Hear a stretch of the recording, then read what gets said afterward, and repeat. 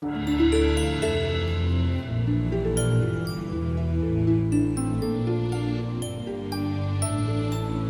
mid-April 2022, I travelled down to Kokstad to the Mount Currie Caravan Park, which is located in the Mount Currie Nature Reserve about 6 kilometers from the town of Kokstad. The caravan park is set amongst beautiful mountains and farmlands and is on the banks of a dam that supplies drinking water to the town.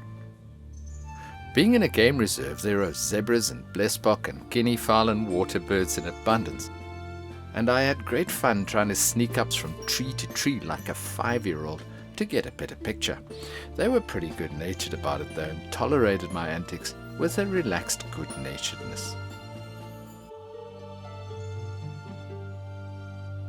The dam was very full after abundant rains at the end of the previous year and for the first 4 months of 2022.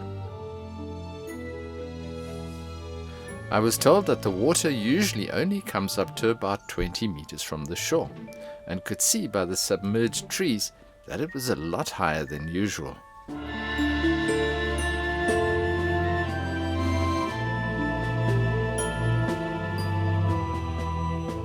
The dam provides all sorts of opportunity for having fun, from swimming to boating to fishing, or just paddling around on the water. Speedboats with petrol engines are allowed on the dam, so skiing is on the menu with plenty of water to play on. There are launch sites at the dam for your boat, and pricing is 90 Rand a year for a license, and launching is free for the year if you have a license, so very affordable.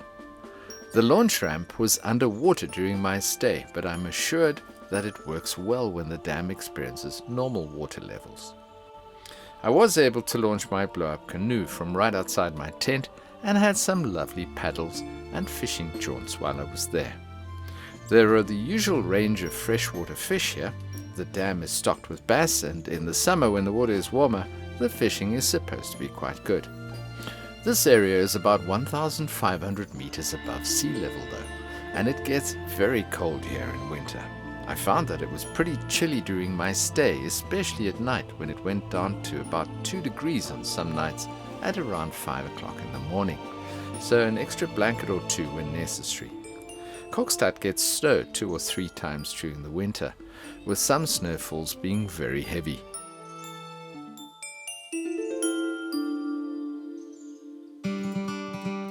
Telephone and internet reception here is not good. I was able to get a good internet signal by putting up my Pointing X-Pulse 6 internet booster, which boosts the signal by 11 decibels, and I could then stream sports and videos quite well. But without the booster, I got nothing. Pricing here is very good at 80 Rand per day per person, which is discounted to 65 Rand a day per person for pensioners. I don't really like the fact that I'm an old codger now, but it is nice to get some benefits out of it, and there are quite a few little benefits that take the sting out of old age. I just forget what the other benefits are right now. There are no monthly rates at the park, and pets are not allowed into the park. I did some fast talking and some pleading and some name dropping when I booked in, and eventually they relented, and Abby was allowed in because there are generally no other people at the campsite at this time of the year.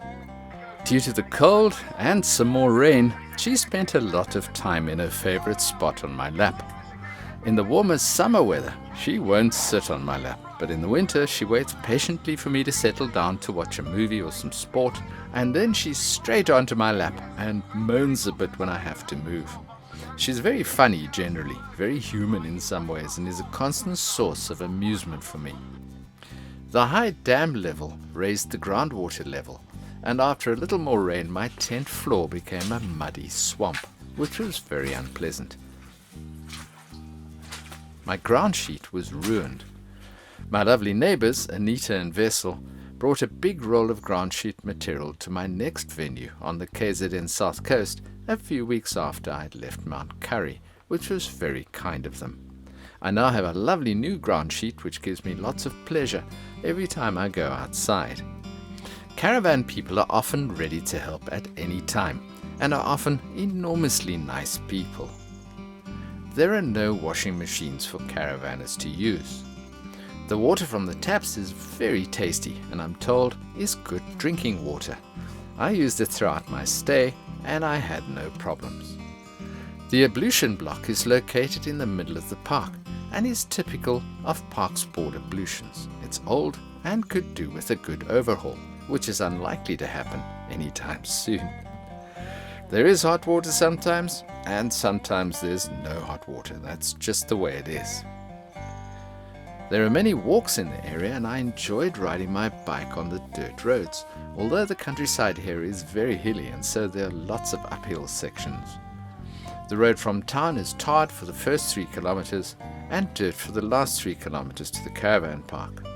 Both have sections of potholes and bad patches, but I was able to get there and back quite easily in the BMW towing my caravan. Kokstad has most of the largest shopping franchises, and it was a great pleasure to be able to get whatever I wanted again after being in the smaller country towns for the past 6 months where shopping is very restricted.